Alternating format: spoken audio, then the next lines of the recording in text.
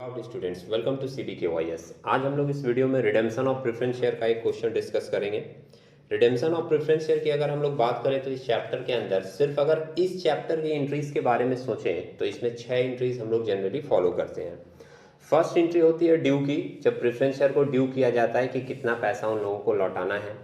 अगर प्रीमियम पैसा लौटाना है तो प्रीमियम का पैसा कहाँ से एडजस्ट होगा, इसके लिए हम लोग एक एंट्री करते हैं। थर्ड नंबर एंट्री हम लोग करते हैं शेयर इशू की। फोर्थ नंबर हम लोग करते हैं जब कैपिटल रिडेम्पशन रिजर्व क्रिएट किया जाता है उसका।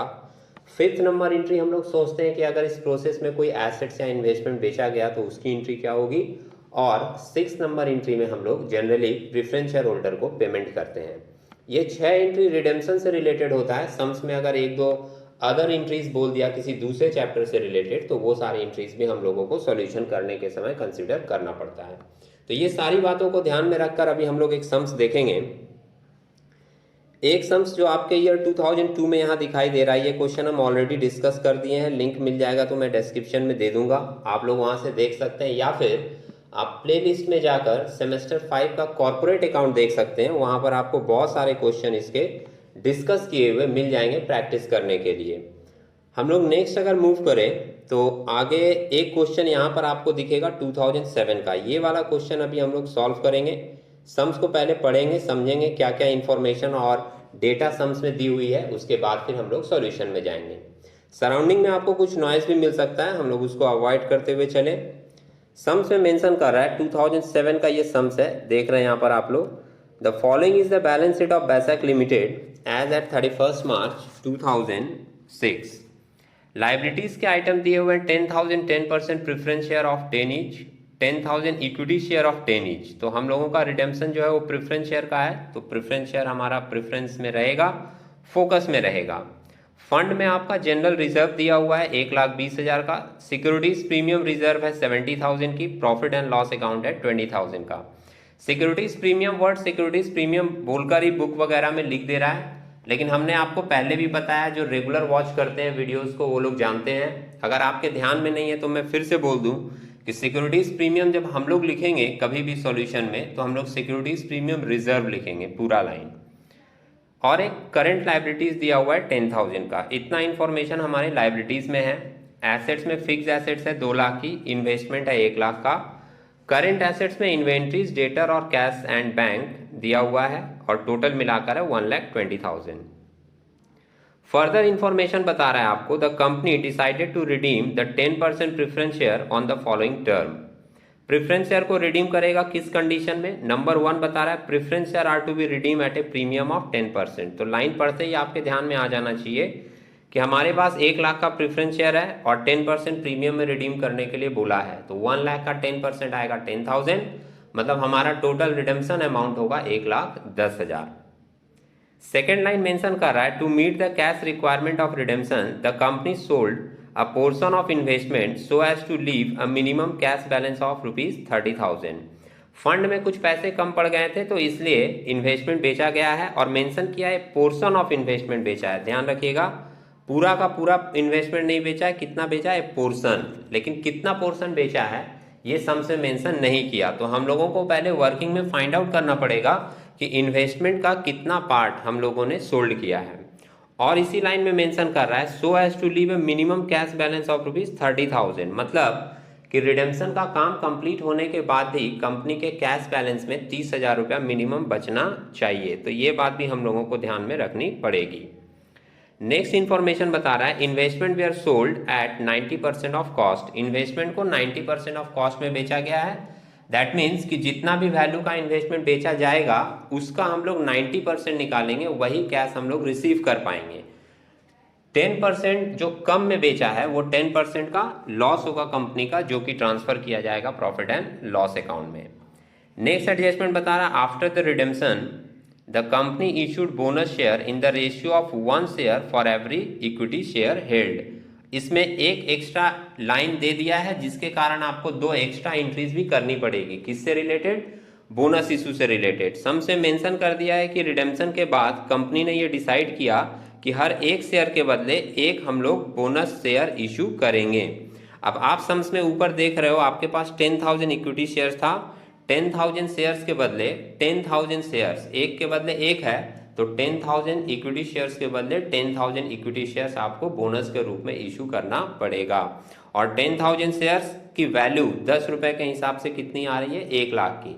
मतलब लाइन क्या क्लियरली मेंशन कर रहा है कि 1 लाख का इक्विटी शेयर आपके पास में पहले था तो आपको 1 लाख का बोनस शेयर इशू करना पड़ेगा। तो रिडेम्पशन का काम हम लोग पहले करेंगे, उसके बाद हम लोग ये बोनस इशू वाली एंट्री भी देख लेंगे। अब हम लोग एक बार देखते हैं सॉल्यूशन में किस तरीके से एंट्रीज मेंशन किया है। लेकिन सम्स का लास्ट लाइन आप देख लें, मेंशन किया है give necessary journal entries in the books of the company. कभी कभी बैलेंस शीट भी बोला जाता है, लेकिन अभी जनरली पिछले कुछ साल से जो क्वेश्चन पूछे जा रहे हैं उसमें सिर्फ जर्नल एंट्रीज ही पूछा जा रहा है, बैलेंस शीट की पार्ट हटा दे रहा है वो लोग, बैलेंस शीट का पार्ट पूछ नहीं रहा है।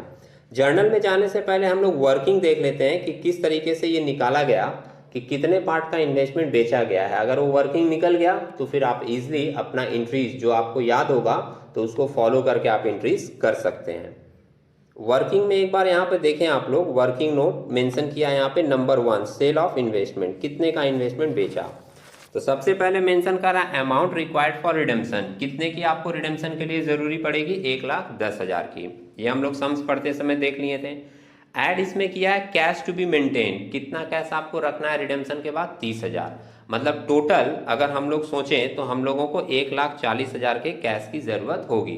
कि 1,40,000 अगर हमारे पास होगा तो उसमें से 1,10,000 रिडेम्पशन करने के बाद भी कंपनी के पास 30,000 का कैश बैलेंस मेंटेन रहेगा।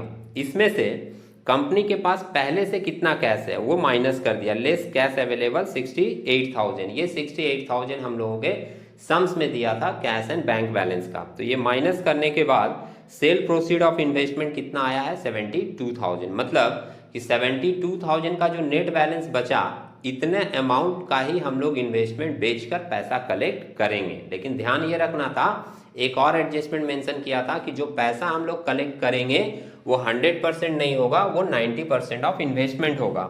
इसलिए नीचे एक लाइन और मेंशन किया है, आप देख रहे हो, as investment sold at 90% of cost, that means cost of investment sold equals, ये 72,000 किसको रिप्रेजेंट कर रहा है, 90 को। तो इसका 100% वैल्यू कितना होगा वो निकाला है यूनिटरी मेथड फॉलो करके, 72,000 डिवाइडेड बाई 90 इंटू 100, तो वैल्यू आ गया कितना, 80,000।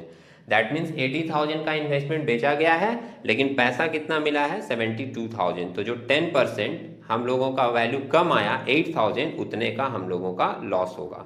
तो नीचे मेंशन कर दिया loss on sale of investment equal to 80,000 into 10%, 8,000। ये 8,000 का जो लॉस हुआ है ये हम लोग ट्रांसफर कर देंगे प्रॉफिट एंड लॉस अकाउंट में। नेक्स्ट एक एडजस्टमेंट, नेक्स्ट एक वर्किंग यहाँ पे पास किया है कैपिटल रिडेम्पशन रिजर्व। जो लोग रिडेम्पशन ऑफ प्रेफरेंस शेयर का सारा सेट ऑलरेडी देख चुके हैं या जो लोग ने इनके ऊपर पढ़ाई की होगी रिडेम्पशन के ऊपर, उनको ये पता होगा कि रिडेम्पशन की जो प्रोसेस होती है या रिडेम्पशन का जो फेस वैल्यू का अमाउंट होता है वो दो जगह से कलेक्ट किया जाता है, either out of fresh issue of share और from fund available for dividend. और जब हम लोग फंड से पैसा निकालते हैं तो एक नया फंड क्रिएट करते हैं जिसको हम लोग नाम देते हैं कैपिटल रिडेम्पशन रिजर्व। तो या तो आप शेयर इशू से फंड कलेक्ट कर सकते हो या फिर एक नया फंड बना के कैपिटल रिडेम्पशन रिजर्व क्रिएट करके आप ये पैसा मेंटेन कर सकते हो, या फिर आप दोनों को मिलाकर भी अपना पैसा मेंटेन कर सकते हो। तो इन दोनों के जगह पर सम्स में कुछ भी मेंशन नहीं किया था, तो उसके हिसाब से एक वर्किंग यहाँ पे लिख दिया कि कैपिटल रिडेम्पशन रिजर्व कितने का क्रिएट होगा। सबसे पहले मेंशन किया है face value of preference shares redeem minus face value of issue for this purpose. तो 1 लाख का प्रेफरेंस शेयर हम लोग रिडीम कर रहे हैं और इसके लिए हम लोगों ने कोई भी शेयर इशू नहीं किया है। तो अगर 1 लाख का आप प्रेफरेंस शेयर रिडीम कर रहे हैं और आपने इसके लिए कोई भी शेयर इशू नहीं किया है तो आपको पूरा का पूरा 1 लाख रुपया रिडीम करने के लिए फंड से पैसा लेना पड़ेगा।